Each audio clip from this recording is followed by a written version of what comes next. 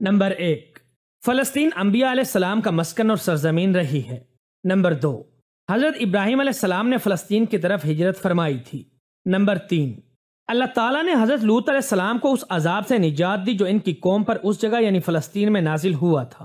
Number 4، حضرت داؤد علیہ السلام نے اسی سرزمین پر اپنی رہائش رکھی اور یہیں اپنا ایک محراب بھی تعمیر فرمایا۔ نمبر 5، حضرت سلیمان علیہ السلام اسی ملک میں بیٹھ کر ساری دنیا پر حکومت فرمایا کرتے تھے۔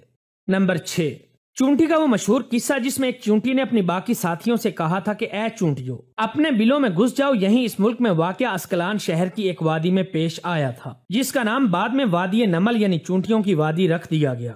نمبر 7، حضرت زکریا علیہ السلام کا محراب بھی اسی شہر میں واقع ہے۔ نمبر 8، حضرت موسیٰ علیہ السلام نے اسی ملک کے بارے میں اپنے ساتھیوں سے کہا تھا کہ اس مقدس شہر میں داخل ہو جاؤ۔ آپ نے اس شہر کو مقدس اس شہر کے شرک سے پاک ہونے اور انبیاء علیہ السلام کا مسکن ہونے کی وجہ سے کہا تھا۔ نمبر 9، اس شہر میں کئی معجزات وقوع پذیر ہوئے جن میں ایک کنواری بی بی حضرت مریم علیہ السلام کے بطن سے حضرت عیسیٰ علیہ السلام کی ولادت مبارکہ بھی ایک معجزہ ہے۔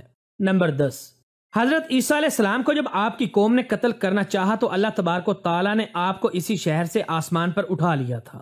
نمبر 11، ولادت کے بعد جب عورت اپنی جسمانی کمزوری کی انتہا پر ہوتی ہے، ایسی حالت میں بی بی مریم سلام اللہ علیہ کا کھجور کے تنے کو ہلا دینا بھی ایک معجزہ الہی ہے جو کہ فلسطین میں ہی پیش آیا تھا۔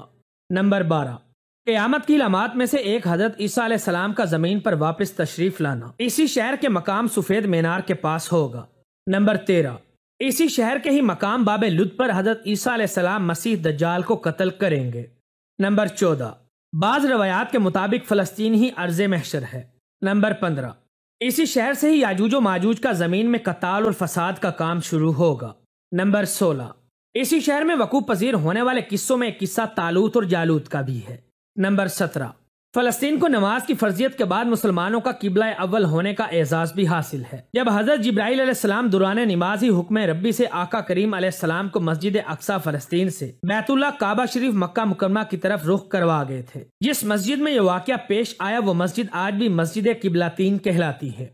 نمبر 18، حضور اکرم صلی اللہ علیہ وآلہ وسلم معراج کی رات آسمان پر جانے سے پہلے مکہ مکرمہ سے یہاں یعنی بیت المقدس تشریف لائے تھے۔ نمبر 19، سرکار دو عالم صلی اللہ علیہ وآلہ وسلم کے ساتھ انبیاء علیہ السلام نے یہاں نماز ادا فرمائی۔ اس طرح فلسطین ایک بار پھر تمام انبیاء علیہ السلام کا مسکن بن گیا۔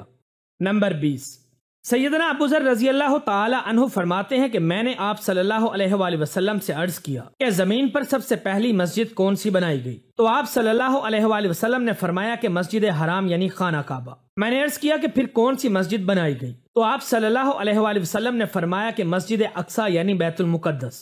میں نے پھر عرض کیا کہ ان دونوں کے درمیان کتنا فاصلہ تھا؟ آپ صلی اللہ علیہ وآلہ وسلم نے فرمایا کہ 40 برس کا، اور تو جہاں بھی نماز کا وقت پا لے وہی نماز ادا کر لے، پس وہ مسجد ہی ہے۔